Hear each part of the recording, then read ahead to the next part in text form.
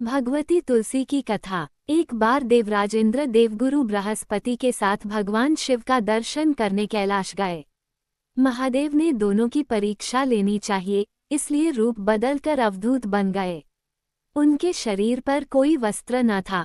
उनका शरीर जलती हुई अग्नि के समान धधक रहा था और अत्यंत भयंकर नजर आते थे।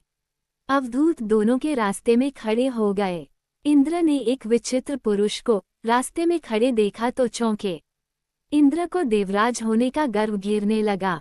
उन्होंने उस भयंकर पुरुष से पूछा, तुम कौन हो? भगवान शिव अभी कैलाश पर विराज रहे हैं या कहीं भ्रमण पर हैं? मैं उनके दर्शन के लिए आया हूँ।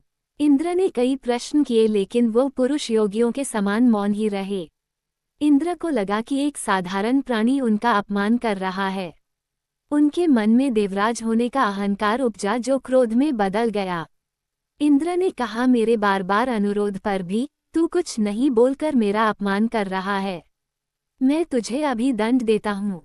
ऐसा कहकर इंद्र ने वज्र उठा लिया। भगवान शिव ने वज्र को उसी समय स्तंभित यानी जड़ कर दिया। इंद्र की बांह अकड़ गई। भगवान अवधूत क्रोध से लाल हो गए। बृहस्पति उनके चेहरे पर आई क्रोध की ज्वाला को देखकर समझ गए कि ऐसा प्रचंड स्वरूप महादेव के अतिरिक्त किसी का नहीं हो सकता। बृहस्पति शिवस्तुति गाने लगे। उन्होंने इंद्र को भी महादेव के चरणों में लेटा दिया और बोले, प्रभु इंद्र आपके चरणों में पड़े हैं, आपके शरणागत हैं। आपके ललाट से प्रकट अग्नि इन्हें जलाने को बढ़ रही है। हम शरणागतों की रक्षा करें। बृहस्पति ने विनती की, प्रभु भक्तों पर आपकी सदा कृपा बरसती है।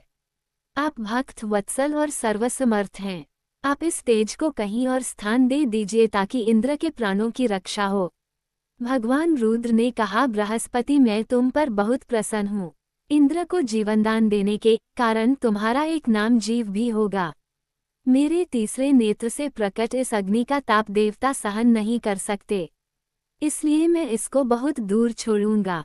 महादेव ने उस तेज को हाथ में धारण कर समुद्र में फेंक दिया। वहां फेंके जाते ही भगवान शिव का वह तेज तत्काल एक बालक के रूप में परिवर्तित हो गया। सिंधु से उद्भव होने के कारण उसका नाम सिंधुपुत्र जलंधर प्रसिद्ध हुआ। जलंधर, जिसका नाम शंखचूड़ भी हुआ, शिव के तेज से उत्पन्न हुआ था। इस कारण परम शक्तियों से संपन्न था। वह देवों से भी ज्यादा शक्तिवान था। वह उस तेज से पैदा हुआ था जो इंद्र को समाप्त करने वाला था, इसलिए असुरों ने उसे अपना राज बनाया। अवधूत रूप में ये लीला करने के बाद महादेव अंतर्धान हो गए। इंद्र के गर्व का भंजन भी हुआ, भगवान के दर्शन भी हो गए। तुलसी से जुड़ी एक कथा बहुत प्रचलित है। श्रीमद् देवी भागवत पुराण में इनके अवतरण की दिव्य लीला कथा भी बनाई गई है। एक बार शिव ने अपने तेज को समुद्र में फेंक दिया था। उससे एक महातेजस्वी बालक ने जन्म लिया। यह बालक आगे चलकर जलंधर के नाम से पराक्रमी दैत्य राजा बना। इसकी राजधानी का नाम जलंधर नगरी था। दैत्यराज कालनेमी की कन्या वृंदा का विवाह जलंधर से हुआ। जलंधर महाराक्षस था। अपनी सत्ता के मद में चूर उसने माता लक्ष्मी को पाने की कामना से युद्ध किया, परंतु समुद्र से ही उत्पन्न होने के कारण माता लक्ष्मी ने उसे अपने भाई के रूप में स्वीकार किया। वहां से पराजित होकर वह देवी पार्वती को पाने की लालसा से कैलाश पर्वत पर गया। भगवान देवाधिदेव शिव का ही रूप धरकर माता पार्वती के समीप गया, परंतु मां ने अपने योगबल से उसे तुरंत पहचान लिया तथा वहां से अंतर्ध्यान हो गईं। देवी पार्वती ने क्रुद्ध होकर सारा वृतांत भगवान विष्णु को सुनाया।